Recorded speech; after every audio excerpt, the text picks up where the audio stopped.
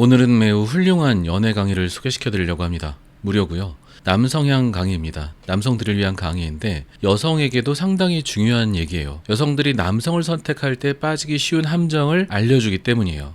이 남자 좋은 사람은 아닌 것 같은데 자꾸 끌려요. 반대로 이 남자 좋은 사람인 건 알 것 같은데 왠지 끌리지가 않아요. 대체 왜 그런지 알 수 있게 되고, 우리가 인지한 상태에서 경험을 하면 겪어보지 않은 것에 대한 어떤 호기심, 이런 것들을 빨리 겪어내고 또 털어버릴 수가 있습니다. 모르는 상태에서 겪었던 것보다요. 왜 이런 컨텐츠를 만들게 됐냐면요, 유튜브에서 남성향 연애 강의들이 가끔씩 뜨는데 들어가서 보니까 비슷비슷한 경우가 많더라고요. 근데 어떻게 비슷하냐면, 옛날에 한 17년 전 유행했다가 사라진 그 지식과 굉장히 일맥상통을 하더란 말이죠. 그래서 그 중에서 유료 강의를 하나 결제해서 봤습니다. 역시나 그 잊혀진 고대 지식 그 자체였더라고요. 그렇다면 꼭 유료 강의를 봐야 될까? 과거에 정립된 훌륭한 무료 강의가 이미 있는데 말이에요. 일단 남성향 연애 강의들을 한 줄 요약하면 고자세를 가져라 라는 거예요. 당신이 인기가 많은 남자이고 여성이 눈에 차지 않는 상대라면 어떻게 행동할 것인가 라는 거예요.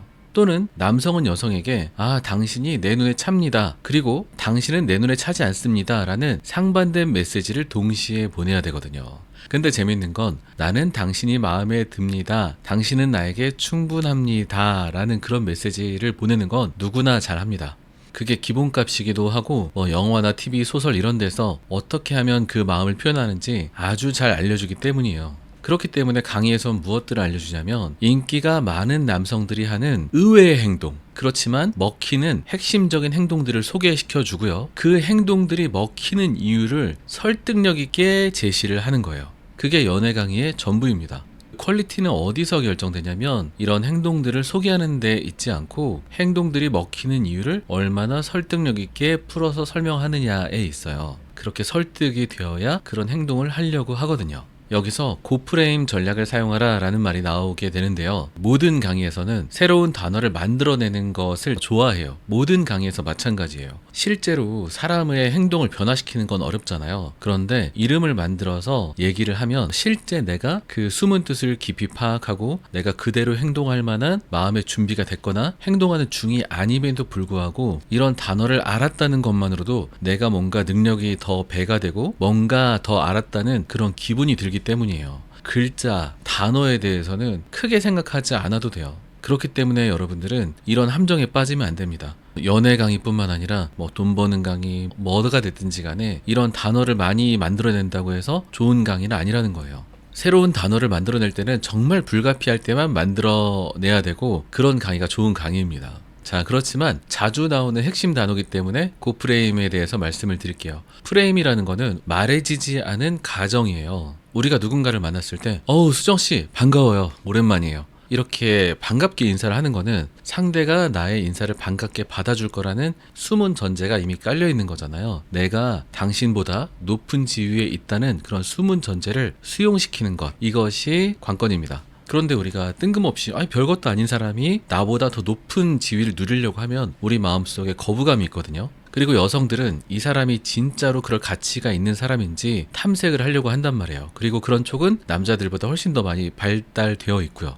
외모가 뛰어나든지 능력이 뛰어나든지 이런 것들이 있어야 자기가 높은 지위에 올라가려는 것들을 거부감 없이 수용할 수 있게 되죠. 하지만 외모나 능력이 모든 사람에게 똑같이 주어지는 게 아니잖아요. 연애에서는 항상 상대평가니까요. 그렇기 때문에 어떤 다른 요소들, 최면 요소나 페르소나 또는 마음가짐, 이런 것들을 통해서 어떻게 하면 거부감을 완화시켜서 비판적 뇌를 우회해서 내 숨은 메시지를 전달시킬 것이냐라는 게 관건입니다. 들어보시면 아시겠지만 모든 여성에게 먹힐 수가 없는 거예요. 어떤 여성은 저를 처음 보자마자 얘는 안 돼, 얘는 진짜 뭐를 봐도 안 돼 라고 생각했는데, 다른 기법, 스킬만으로 갭 차이를 극복할 수 있냐? 그러진 않죠. 자기가 데이트 시장에서 가진 가치에서 조금 더 위아래로 움직일 수 있게 되는 거죠. 어떤 남성이 자기가 아주 높은 1%의 사회적 지위를 상대에게 수용시키고 싶으면 자기가 그런 사람이 되면 되는 거예요. 그게 가장 중요하죠. 그리고 또 미리 알아야 될 것은 내가 이런 스킬을 배우면 우리 과에 막 수정이랑 사귈 수 있을까? 그런 생각할 수도 있겠지만 그거는 어려워요. 왜냐하면 이미 수정이가 보기에 내가 낮은 지위에 들어갔을 가능성이 높기 때문에 여성은 한번 남자들을 평가하고 나면 다시 재평가하기는 쉽지 않습니다. 왜냐하면 뇌 자원을 사용하는 일이니까요. 최소한 뭐 고시 패스를 했다, 아니면 뭐 사업이 대박 났다, 이런 정도로 많은 변화가 있어야 수정이가 그 남성의 가치 평가를 다시 할 수 있는 이유나 계기가 될 수 있겠죠. 그래서 오늘 제가 이 영상을 만드는 이유는 무료 강의부터 보고 나중에 정 필요하면 유료 강의들을 보시라는 거예요. 그리고 여성분들은 자신의 생물학적 뇌, 진화적 뇌의 오류를 수정하는데 사용을 하시는 게 정말 꼭 필요하다고 생각을 해요. 남성들이 외모에 끌려서 좋지 않은 여성들을 만날 수도 있잖아요. 그런 것처럼 여성은 고프레임 남성에 끌려서 좋지 않은 남자를 선택할 가능성이 꽤 있단 말이에요. 이런 고프레임에 끌리지 말고 진짜 자기 자신에게 맞는 좋은 사람을 만나는 게 정말 중요하다고 생각해요.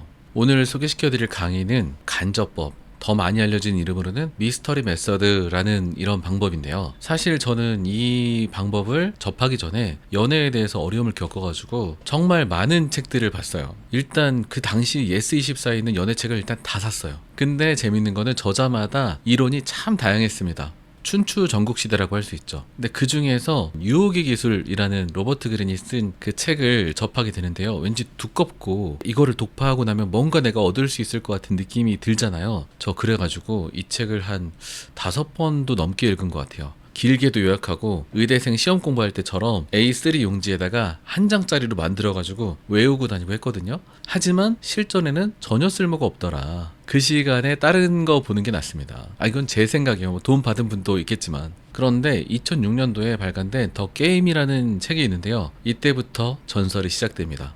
저자인 닐 스트라우스는 원래 작가인데요. 자기 인생도 안 풀리고 연애도 안 풀려서 머리는 빠지고 막 괴로워하던 그 시절이었는데 우연히 미스터리라는 사람을 만나게 돼서 이 사람의 제자로 들어가게 됩니다. 그때 자신이 배우고 겪었던 것들을 소설화해서 책을 쓰게 됐죠. 이 책을 보면서 이 미스터리가 사용하는 방법이 통할 수도 있겠는걸 하는 생각을 하게 됐죠. 그 당시의 독자들이요. 그리고 이 미스터리 메서드라는 책도 발간이 됐습니다. 본인이 이 책을 써가지고 발간했는데 재밌게도 이 사람이 쓴 이 책은 그렇게 인기가 없었어요. 이 사람이 이론을 만들어서 많은 제자들을 길러냈지만 본인이 시연하고 잘하는 플레이어였긴 했는데 자기의 이론을 멋지게 설득력 있게 풀어내는 것은 미스터리의 제자들이 더 잘했던 것 같습니다.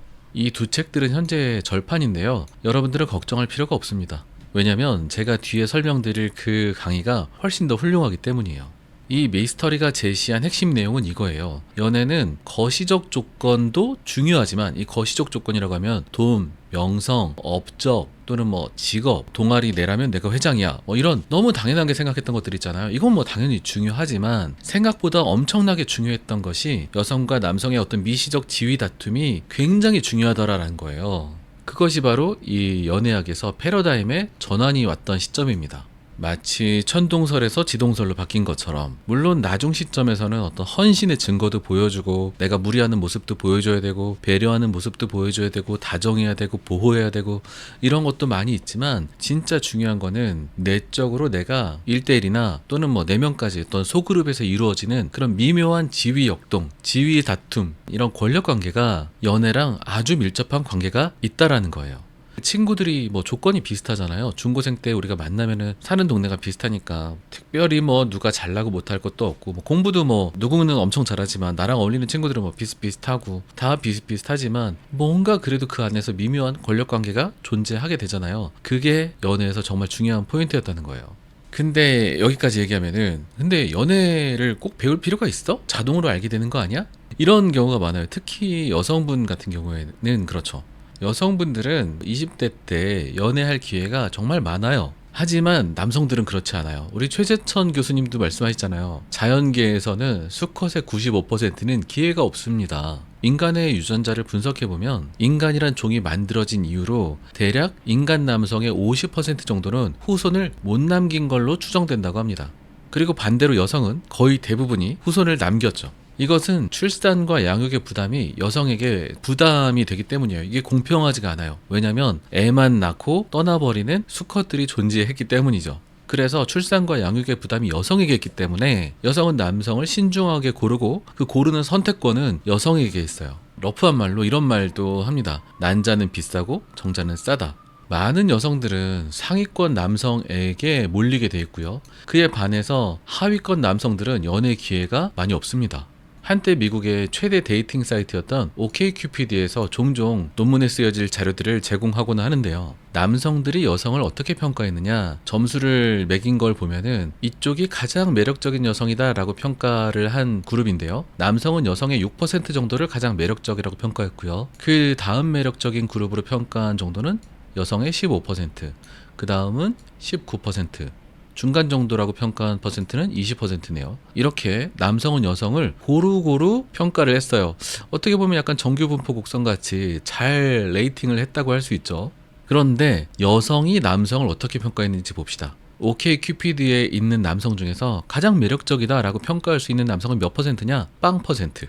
엄청 매력적인 남자는 없었다. 그 다음 그룹은 2%, 그 다음은 5%. 야, 엄청 짜죠? 이 정도는 중간이다, 중간 정도 되는 남자들이다 라고 평가한 남성의 퍼센트는 12%. 자, 그럼 나머지는 하위권이라고 평가를 한 건데요. 몇 퍼센트냐면은 23%, 31%, 27%. 이거 다 더하면 81%예요. 81%. 그러니까 여성들은 80%의 남성을 하위권 남성으로 보고 있는 거죠. 매력도에 있어서. 근데 이런 표들은 너무 진지하게 받아들이지는 않으셨으면 좋겠습니다. 아주 엄격한 온라인 사이트에서 제공한 거기 때문에 전체 모집단을 대상으로 하면 바뀔 수는 있어요. 하지만 이런 남녀의 차이의 경향성은 우리가 볼 수가 있겠죠. 자, 그리고 일반적으로 우리가 생각될 때 러프하게 생각해보면 데이트 시장에서 20대 초반의 여성의 가치는 굉장히 높다는 거예요. 그에 반해서 20대 남성의 연애 가치는 굉장히 낮습니다. 만 34세가 되어야 서로의 데이트 시장에서의 가치가 이제 비슷해집니다. 그러니까 이 하위권 남성들, 20대 초반의 이런 남성들은 연애 강의가 상당히 필요하다, 필요성이 상당히 있다라는 거예요. 그래서 미스터리 제자들이 설득력 있는 그런 책들을 많이 남겼고요. 당시에 좀 화제가 됐었습니다. 그 중에서도 이 내추럴이라는 책이 유행을 좀 했었는데, 본질이 뭐냐? 매력의 본질이 뭐냐? 이 방법 저 방법 막 100가지 방법을 모아놔도 사실 그거를 실제로 쓰려고 하면 어렵거든요. 그래서 마음가짐을 어떻게 가져야 되느냐, 이게 진짜 전부다 라고 강조했던 이런 책인데, 요즘의 연애 강의도 이런 트렌드를 좀 따라가는 것 같습니다. 그런데 요즘의 연애 강의들이 왜 이렇게 고가에 팔릴까? 사실 널리 알려진 지식이라면 고가를 받을 수가 없잖아요. 아무리 훌륭한 지식이라도 널리 모든 사람이 알고 있다면 비싸게 받을 수가 없단 말이에요. 그런데 이렇게 비싸게 팔리는 이유는 이 지식이 희귀하다라는 결론을 내릴 수밖에 없어요. 옛날에는 그래도 어느 정도 찾아볼 수 있었던 이 지식이 음지로 중간에 스며들었던 기간이 이제 한 10년이 넘어가는 것 같습니다. 이런 고대 지식이 공중파도 이제 나오게 되고 양지의 지식으로 이제 나오려는 찰나에 찬물을 끼얹는 사건이 있었는데요. 2013년 가수 호라님의 SNS 발언입니다. 그때 당시에 이 지식을 가진 사람들이 업보를 많이 쌓았기 때문에 그게 원인이고, 호라님의 발언은 계기, 트리거만 됐을 뿐이겠지만 아무튼 이때 이후로 많이 기울었어요. 어떤 이미지 저하가 많이 있었습니다. 클래식화이의 호라님은 자신의 페이스북에 픽업 아티스트란 말 진짜 꼴같잖다, 보기만 해도 찌질해, 뭔 놈의 아티스트, 원나잇이 아트면 더덕이는 배변 아티스트다, 잡것들이라는 글을 게재했다. 더덕이는 호란 반려묘의 이름이다. 그래서 이 설전을 계기로 댓글들이 짜자작 이제 달리기 시작하는데, 그동안 오남용을 하는 분들이 있었기 때문에 여론이 이제 박살이 났습니다. 그래서 2013년도 이후로 양지에서는 더 이상 남성향 연애 지식을 쉽게 찾아볼 수 없게 됐습니다. 지금이 2024년도니까 대략 한 10년 동안 잠수를 탄 거죠. 그래서 희소성이 생기게 됐습니다. 하지만 지식 자체는 사라진 게 아니죠. 당시의 지식을 이미 가졌던 사람들에게는 어떻게 보면 또 행운이에요. 왜냐하면 자신의 지식이 희소성을 가지게 됐기 때문이죠. 그래서 이제 픽업이라는 말은 사용하지 못하게 됐고, 이미지가 박살나서 이제 연애 강의라는 말로 대체가 됐고요. 근데 강사들은 자신의 지식이 어디서 왔는지 굳이 뭐 밝히지는 않습니다. 왜냐면 픽업이란 말 자체가 이미지가 박살났는데 거기서 가져왔다고 하면 좋은 일이 사실 없잖아요. 하지만 대신에 이건 내가 만든 거야 라는 그런 느낌을 강조하는 분들도 있는 것 같아요. 물론 모든 연애 강사들이 이런 간접법을 사용하는 건 아니겠지만 누군가는 또 자신만이 창안한 그런 이론을 주창하셨겠죠. 네, 제가 다 본 게 아니니까. 그런데 살펴보니까 이너게임, 즉 마음가짐만 강조하는 경우도 꽤 많은 것 같고요. 문제는 훈계 쪽, 훈계를 그렇게 합니다.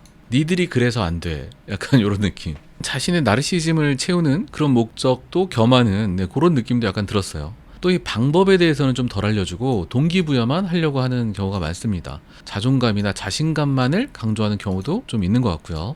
제가 항상 말씀드리지만 자기계발서를 볼 때 방법을 많이 알려주면 좋습니다. 나한테 맞는 방법, 내가 써먹을 수 있는 방법, 이런 방법을 많이 알려주면 참 좋은데, 재미없는 자기계발서일수록 방법은 안 알려주고 동기부여만, 너 잘해야 돼, 너 왜 이러니, 너 똑바로 살아, 이런 식의 내용이 많거든요. 자신감이라는 거는 오늘부터 맘먹기로 해서 생기는 게 아닙니다. 내가 잘할 수 있게 되면 자동으로 생기는 거예요. 그 전까지는 방법이 중요해요. 그래도 긍정적인 변화가 있었다면 이런 거예요. 옛날에는 단기 전략을 목표로 했다면 요즘에는 장기 연애에 대한 전략을 강조를 많이 하더라. 목표가 바뀌었다. 이런 것들은 긍정적인 변화로 볼 수 있을 것 같습니다. 하지만 방법론이나 어떤 마음가짐에 있어서는 고대 지식과 크게 다르지 않기 때문에 그것을 익히면 된다고 생각을 합니다.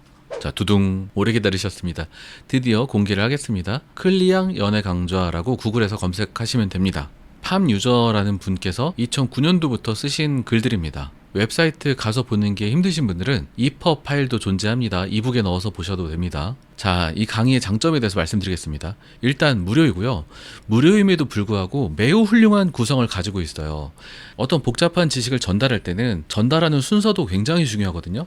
근데 그 점에서 굉장히 훌륭한 성과를 이뤄냈어요. 앞에 등장했던 개념이 뒤에서 다시 반복되고 더욱더 발전해 나가는 그런 방법을 사용했기 때문에 지식에 압도당하지 않고 차근차근 잘 배울 수 있게 되어 있습니다. 다른 유료 강의든 무료 강의든 그 무엇보다도 이 강의를 먼저 보는 게 좋습니다. 그리고 또 다양한 지식이 녹아 있는데요. 진화심리학 최면뿐만 아니라 고대 지식 중에서도 국내에 소개되지 않은 내용들도 있거든요. 그런데 그것까지 포함해가지고 제시를 다 해주셨습니다. 그리고 또 이 강의는 거부감이 꽤나 적은 강의인데요. 연애 강의라는 게 사실 거부감이 이렇게 저렇게 있을 수밖에 없어요. 내가 연애를 못한다고 생각하면 방어기제 같은 게 생겨서 또 불편하기도 하고, 또 연애 강의를 하는 사람들이 자기 잘난 맛에 사는 분들이 좀 있는 것 같거든요. 몇 분. 그래서 호되게 호통을 친다든지 수강생을 무시하는 폄하하는 발언한다든지 이럴 수도 있는데, 이건 그런 게 별로 없습니다. 그리고 이런 지식들은 필연적으로 사람을 좀 대상화하는 게 좀 필요하거든요. 심리학 논문, 사회학 논문, 경제학 논문을 봐도 누구는 똑똑한 놈, 누구는 부자인 놈, 뭐 잘하는 놈, 뭐 이런 것들 대상화하는 그런 과정이 필요한데, 그런 필연적인 대상화에 대해서도 그런 인간적인 미안함 이런 것들이 또 들어있어서 저는 이 점에 되게 호감이 많이 갔어요. 연애 강의 중에서 어떤 강의는 그런 대상화가 극심해서 불편한 경우도 있거든요. 자, 그리고 요즘의 연애 강의에서 강조하는 그런 이너 게임, 마음을 먹으면 돼, 너 지금부터 자신감 가지면 내일부터 잘할 수 있어, 이런 게 아니라 방법론. 처음에는 방법이 중요하거든요. 이 방법을 잘하게 되면 자신감은 자동으로 생기게 되는데, 이런 방법론에 대해서도 충분히 설명하고 있고요. 또 중요한 것은 이 방법이 통하는 이유에 대해서도 설득력 있는 설명을 제시를 하고 있습니다. 어떤 선생님들은 이러죠. 야, 너 이럴 땐 이렇게 하면 돼. 아, 이거 왜 이렇게 해야 되는데요? 그냥 하라면 해. 너 이거 이래서 안 되는 거야. 왜 대체 시킨 대로 안 해? 이런 설명을 하는데요. 사람을 진정으로 행동할 수 있게 하는 것은 왜 해야 되는지 알려주는 것이거든요. 그래서 아까 처음에 말씀드렸다시피 연애 강의에서 중요한 거는 방법론과 그 방법이 왜 통하는지에 대한 설명을 잘 제시해야 되고, 그 중에서도 설득력 있는 설명이 더 중요하다고 말씀드렸어요. 그런 점에서 이 강의는 굉장히 좋다고 말할 수 있습니다. 자, 단점 또한 존재하는데요. 역시 연애를 강의로 배우기는 어렵다는 점이에요. 사실 모든 연애 강의가 마찬가지입니다. 마치 비유를 하자면 수영 배우는 법을 글로 배우는 것과 같아요. 하지만 수영법을 모르고 나 혼자 물에 들어가서 영법을 나 혼자 개발해가지고 수영하는 것보다는 매뉴얼만이라도 있는 게 훨씬 쉽습니다. 그리고 또 연애는 1대1이고 은밀한 과정이기 때문에 코치가 코칭을 해주기가 쉬운 건 아니에요. 수영을 잘 못하면 강사가 옆에서 팔은 이렇게 돌려라, 다리는 이렇게 차라, 알고 캐치해서 설명해 줄 수 있잖아요. 교정해 줄 수 있고. 그런데 연애는 그게 안 되니까 어려운 면도 있습니다. 그리고 이런 반론 또한 있습니다. 아니, 이건 잘 생각해보면은 되게 인기 많은 남성, 지위가 높은 남성을 흉내를 내라는 건데, 코스프레를 하라는 건데, 이거는 나 자신과 남을 속이는 것이 아니냐, 나 자신이 아닌 다른 모습으로 꾸며내면 그게 언제 들킬까 불안해하면서 살아야 되지 않냐. 우리가 연애도 1년 2년 하고 결혼해서 계속 살아야 되는데 계속 그렇게 꾸며진 모습으로 살 수 있을까? 우리가 우리 자신의 본 모습대로 사랑받아야 진짜가 아니야? 이건 다 가짜 아니냐, 평생 가짜 인생을 살 것이냐 라고 질문할 수 있는 게 아주 당연하다고 생각해요. 저는 운동에 비유를 하고 싶어요. 모든 운동을 할 때 강사가 항상 이렇게 얘기합니다. 스윙을 잘 하려면 힘을 좀 빼셔야 돼요. 힘을 좀 빼세요. 지금 몸에 힘이 너무 들어가 있어요. 몸에 힘을 어떻게 빼? 힘을 빼면 쓰러지지. 힘을 안 주면은 어떻게 이걸 휘두를 수 있나, 채를. 근데 코치가 얘기하는 거는 불필요한 힘을 빼라는 거거든요. 스윙을 어떻게 하는지 자꾸 익숙해지면 불필요한 힘은 자동으로 빠지게 돼 있습니다. 사실 이러한 연애 강의들은 나의 진짜 본 모습을 찾아가는 과정으로 생각하는 게 맞아요. 하지만 처음에 채를 어떻게 휘둘러야 되는지는 배워야 돼요. 힘을 빼면 채가 자동으로 돌아가나요? 꼭 실력 없는 코치가 이 얘기를 잘한단 말이에요. 힘을 빼셔야 돼요. 실력 있는 코치는 어디에 힘을 주라고 얘기를 합니다. 그렇게 어디에 힘을 줘야 되는지 알면 나머지 부위에 힘은 자동으로 빠지게 되는 거고요. 결국 이 과정을 거쳐서 자신의 진정한 모습이 사랑스럽고 환영받을 만하다는 것을 확인해가는 과정이, 이것이 바로 연애의 과정입니다. 그래서 결국에는 자신의 진짜 모습을 드러내는 것이 연애가 더 잘 되는 그런 선순환을 가져가는 것이 목표라고 할 수 있죠. 또 어떤 분들은 처음부터 자기 자신의 진짜 모습을 보여주세요. 그게 진짜입니다. 이 얘기는 이거랑 똑같아요. 사회성 부족한 찐따의 모습 그대로 사람들에게 부딪히세요 라고 말하는 거랑 똑같아요. 즉 수영을 배울 필요 없어요. 물에 뛰어들면 자동으로 하게 돼 있어요. 말이 됩니까? 근데 제가 이 얘기를 왜 이렇게 자꾸 접하게 되지? 공통점을 생각해보니까 이런 경우가 종종 있는 것 같아요. 나는 이렇게 연애도 잘하고 인간관계도 잘하는데 너는 못해서 참 힘들겠다. 네 진짜 모습을 보여줘. 나처럼 말이야. 이런 경우가 좀 있지 않은가 하는 게 제 생각입니다. 자, 이렇게 해서 오늘 강의를 소개시켜 드렸고, 다음 컨텐츠를 할까 말까 고민스러운 게 있습니다. 클리앙 연애 강좌에서 몇 가지 중요한 지식들을 뽑아서 영상으로 만들어 볼까 말까 고민을 하고 있습니다. 사실 곰곰이 잘 읽어보면 다 이해가 될 수 있게 써놨거든요. 하지만 또 책 읽기 싫어하시는 분도 있고, 그것도 어렵다고 생각하시는 분들이 있을 수도 있고, 또 저의 관점이 투영된 저만의 방식으로 풀어내는 것이 듣고 싶다라고 하시는 분도 있을 수도 있잖아요. 있는 것 같으시면 저도 영상을 만들어 보도록 하겠습니다. 자, 오늘 영상은 여기까지고요. 우리는 스킬을 넘어서 진심으로 가는 중입니다. 오늘은 이 말이 더 의미 있게 들리네요. 저는 다음 영상에서 여러분을 기다리고 있겠습니다.